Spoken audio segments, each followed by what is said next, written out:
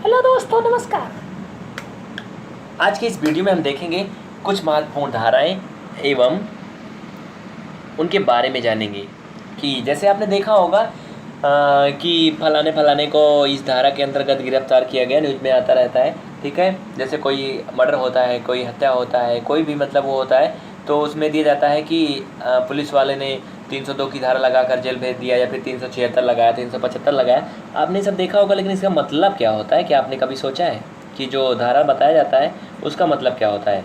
तो देखिए और ध्यान से देखिएगा। अगर कहीं कोई कमी नज़र आएगी तो कमेंट ज़रूर करिएगा, और इस वीडियो को लास्ट तक देखिएगा। ये हमारी कुछ आपसे विशेष रिक्वेस्ट रहेगी। भाई देखिए, अगर रात्रि में हम 12 बजे तक चिल्ला चिल्ला के आपको ये सब जानकारी पहुंचा रहे हैं तो आपका भी कुछ कर्तव्य होता है कि इस वीडियो को लाइक कर दें और कम से कम अपने 2-3 मित्रों में शेयर कर दें, जिससे कि उन्हें भी जानकारी मिल सके। अक्सर आप लोग जानते होंगे, ठीक है, जो लोग नहीं जानते उन तक भी जानकारी पहुँचाइए, ये आपका अपना कर्तव्य है। ठीक है, तो चलिए देखते हैं आगे। जानिए IPS में धाराओं का मतलब। ठीक है, देखिए भागिए नहीं भाई, देखिए भाग रहा है ये थोड़ा सा, जैसा कि आप जान रहे हैं हमने इसको इकट्ठा करके रखा हुआ है।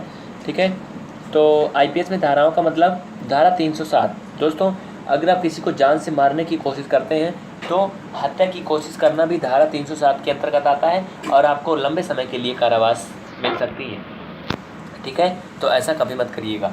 अगला है धारा 302। अगर आपने किसी का मर्डर कर दिया, यानी कि किसी ने किसी का मर्डर कर दिया, सॉरी अब आपको नहीं बोलेंगे। ठीक है, अगर किसी ने किसी का मर्डर कर दिया है तो उसके ऊपर धारा 302 लगाई जाती है। ठीक है, अगर कहीं पेपर में निकल रहा है, न्यूज़ में आ रहा है कि किसी को अगर धारा 302 के अंतर्गत गिरफ्तार किया गया, इसका मतलब उसने किसी की हत्या किया हुआ है। ठीक है, बलात्कार, जो कि आजकल पेपर में देख रहे हैं, आम बात हो चुकी है दोस्तों, ये धारा 376 के अंतर्गत आता है। ठीक है, धारा 395 के अंतर्गत डकैती चोरी के अंतर्गत धारा 395 आती है। अगर किसी को 395 के अंतर्गत गिरफ्तार किया जाता है, जेल भेजा जाता है, इसका मतलब उसने किसी के घर में चोरी या डकैती डाली थी। ठीक है, और धारा 377 अप्राकृतिक कृत्य। अप्राकृतिक कृत्य मतलब जैसे आपने इस उदाहरण को देखा होगा और अच्छे से समझ सकते हैं। दिल्ली की जो 16 दिसंबर की निर्भया कांड की घटना हुई थी 16 दिसंबर 2012 को, दोस्तों उसमें अप्राकृतिक कृत्य हुआ था, जिसमें लोहे की राड का उपयोग किया गया था और शराब और दारू की बोतलों का प्रयोग किया गया था। और इन सब चीज़ों को इन जो भेड़िए थे, कुत्ते थे, इन लोगों ने क्या किया था, उस लड़की के प्राइवेट पार्ट्स में डाल दिया था। अब आप इसको समझ सकते हैं अप्राकृतिक कृत्य क्या होता है। ठीक है, अगला धारा 396। ठीक है, धारा 396 क्या होता है? डकैती के दौरान हत्या करना। यानी अगर कोई किसी के घर में डकैती कर रहा है, चोरी कर रहा है, और उस दौरान किसी की हत्या भी कर देता है चोरी करने के लिए, डकैती करने के लिए, तो उसको धारा 396 भी लगेगी और धारा 395 भी लगेगी। ठीक है, अगला है धारा 120। धारा 120 के अंतर्गत किसी को गिरफ्तार कब किया जाता है, या फिर धारा 120 कब लगती है? अगर किसी ने कोई षड्यंत्र रचा है, मान लीजिए कि किसी बैंक को लूटने का प्लान बनाया, ठीक है, या फिर किसी के घर में चोरी करने का प्लान बनाया, और प्लान बनाने में 3 लोग थे, लेकिन डकैती किया, जो चोरी किया उसमें केवल 2 ही लोग गए, 1 लोग बच गए। तो दोस्तों, जो चोरी डकैती किया उसके ऊपर तो 396-95 लगेगी ही। ठीक है, लेकिन जो षड्यंत्र बनाने में एक बंदा बैठा था उसके ऊपर भी धारा 120 लगाई जाएगी। ठीक है, क्योंकि वो उस टीम में शामिल था पंचायत में, जहाँ पर वो चोरी या फिर डकैती का षड्यंत्र बनाया गया। ठीक है, धारा 365 अपहरण।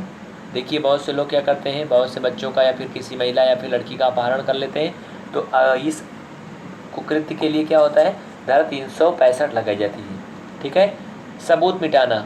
सबूत मिटाना, आपने बहुत से कांड सुने होंगे, पेपर में देखे होंगे, न्यूज़ में आते हैं कि किसी ऐसे मर्डर कांड का नाम आता है जिसमें बताया जाता है कि वहाँ पर हत्या की गई थी, और उसके बाद वहाँ के जो खून वगैरह है उसको मिटाने के लिए धुल दिया गया, फर्श को, कपड़े को फेंक दिया गया, यानी कि वहाँ से सबूत को पूरी तरह से मिटा दिया गया कि यहाँ पर हत्या हुई थी या फिर मर्डर हुआ था।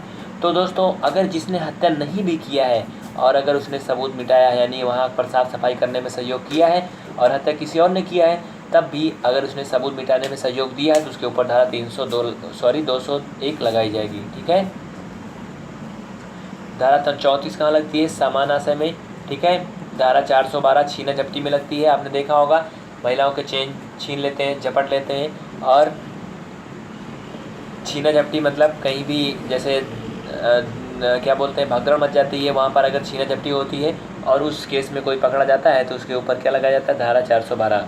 ठीक है। धारा 378 चोरी में की जाता है। देखिए चोरी और डकैती में अंतर होता है दोस्तों। चोरी करने का मतलब एक सिंपल सी बात है, चोरी। ठीक है। डकैती का मतलब कि पूरे घर की चीज़ों को तहस नहस करना, मतलब पूरा घर को लूट लेना ही चोरी डकैती होता है। ठीक है। और चोरी का मतलब जैसे कोई एक सामान किसी ने चुरा लिया, मान लीजिए किसी की बाइक चुरा ले गया, साइकिल चुरा ले गया, कार चुरा ले गया, तो ये क्या है, एक चोरी के रूप में है। लेकिन अगर घर में रखे सारे जेवरात चुरा लिए, बाइक कार साइकिल जो भी था घर में सब कुछ उठा ले गए, तो इसको क्या बोलेंगे, डकैती पड़ा था। ठीक है। तो धारा 378 के अंतर्गत क्या आता है आपका, चोरी। ठीक है। 141 के अंतर्गत विधि विरुद्ध जमाव, विधि विरुद्ध जमाव के जो अपराध हैं वो धारा 141 के अंतर्गत आते हैं। धारा 191 किस पर प्रयोग किया जाता है भाई, मिथ्या साक्ष्य। मिथ्या मतलब होता है झूठा, साक्ष्य मतलब सबूत। अगर आप किसी केस के बारे में झूठे सबूत को पेश करते हैं कि भाई ये ऐसी ऐसी बात है और ये गवाह है, और बाद में वो जांच करने के बाद झूठा निकलता है, तो आपके ऊपर धारा 191 लगाई जाएगी और फिर आपकी कुछ और सेवा होगी। ठीक है। अगला देखिएगा धारा 300। अभी आपने देखा था धारा 302 हत्या करना और धारा 300, दोस्तों ये दोनों लगभग एक समान कार्य पर लगा जाते हैं। ठीक है। धारा 300 और 302। ठीक है। अगर इसके बारे में आपको कुछ और जानकारी होगी तो ज़रूर बताइएगा। अगला धारा 309 आत्महत्या की कोशिश करना। दोस्तों आपकी ज़िंदगी भी जो है वो आपके हाथ में नहीं है। अगर आप मरने की कोशिश करते हैं, किसी को नहीं मारते हैं, खुद मरने की कोशिश करते हैं, फांसी लगाने की कोशिश करते हैं, नदी में कूदने की कोशिश करते हैं, आग लगाने की कोशिश करते हैं, तब भी आपको कैद किया जाएगा और आपके ऊपर धारा 309 लगाई जाएगी। ठीक है। या कहने का मतलब कि आप अपनी ज़िंदगी को भी नहीं ख़त्म कर सकते हैं। अगला है धारा 310। धारा 310 इसके अंतर्गत ठगी करना, लोगों को बेवकूफ़ बनाना। जैसे कि आपने देखा होगा बहुत सी समय फ़ोन कॉल आते हैं, और आपको मैं भी सचेत करना चाहता हूँ कि आप लोग उनके झांसे में ना पड़े। फ़ोन कॉल में कुछ ऐसा होता है, सर आपका ATM कार्ड ब्लॉक हो गया है, कृपया आप अपना ATM कार्ड का नंबर बताएं, या फिर आप अपना पिन बताएं, अकाउंट नंबर बताएं, मोबाइल नंबर बताएं कि आप ATM कार्ड को चालू करना चाहते हैं, जल्दी बताएं, नहीं तो आपका ATM कार्ड एकदम से ब्लॉक कर दिया जाएगा, फिर कभी नहीं चालू होगा। तो कुछ ऐसे बेवकूफ़ भाई होते हैं हमारे जो फटाफट सब कुछ बता देते हैं, और बाद में मैसेज आता है कि योर अकाउंट मतलब कि ₹5000 या फिर 50,000 हैज़ बीन डिवाइडेड। तो मैसेज आता है तो उनको समझ में आता है भाई 50,000 कट गया खाते से, या फिर 1 लाख कट गया, 10,000 कट गया, फिर वो रोना गाना शुरू करते हैं और उसके बाद होता कुछ भी नहीं है। ठीक है। तो कहने का मतलब हमारा इतना था कि जिन लोगों ने इस कार्य को किया वो किसके अंतर्गत आएंगे, धारा 310 के अंतर्गत। यानी कि अगर उनको पकड़ा जाता है तो उनके ऊपर धारा 310 लगाई जाएगी और वो ठगी के अंतर्गत गिरफ्तार किए जाएंगे, फिर उनकी सेवा होगी। ठीक है। आगे देखिएगा धारा 312। धारा 312 जो है ये गर्भपात कराना। ठीक है। इसके अंतर्गत यूज किया जाता है। अगर किसी ने मतलब गर्भपात को यानी कि प्रेगनेंसी को नष्ट करवाया, यानी कि कहने का मतलब हिंदी में बोले तो बच्चे को गिरवाया, तो इसके अंतर्गत धारा 312 लगाया जाता है, चाहे वो लेडीज हो या जेंट्स हो। ठीक है। और इसमें सम्मिलित डॉक्टर को यानी कि पूरी तरह से भारत में प्रतिबंधित है। इस कार्य में सम्मिलित जो डॉक्टर होता है, उसका कंपाउंडर होता है, उसका सहायक होता है, और उस लेडीज़ को जो ले जाने वाले होते हैं, यानी जितने भी लोग इसमें शामिल होते हैं सभी लोगों को गिरफ्तार किया जाता है और फिर उन सभी लोगों की अच्छे से धुनाई की जाती है। ठीक है। ये सभी जितने भी आप यहाँ कार्य देख रहे हैं सभी जो है ना करने वाले कार्य हैं। ठीक है। अगला देखिएगा, अगला क्या है, स्त्री लज्जा भंग करना। ठीक है। ये 354 के अंतर्गत आता है। जैसे कि अगर आपने कहने का मतलब स्त्री लज्जा भंग करना, अब आप समझ चुके होंगे, किसी स्त्री की बेइज्जती करना, उसकी इज्जत के साथ खिलवाड़ करना, ये जो है धारा 354 के अंतर्गत आता है। ठीक है। और अपहरण करना इसके अंतर्गत 362 के अंतर्गत आता है। अगर किसी को कोई अपहरण करके ले जाता है तो उसके ऊपर धारा 362 लगाया जाता है। ठीक है। और छल करना, किसी के साथ छल कपट करना, इसके अंतर्गत 412 आता है। ठीक है। 412 धारा के अंतर्गत तो गिरफ्तार किया जाता है। गृह भेदन इसके अंतर्गत धारा 445 निर्धारित की गई है।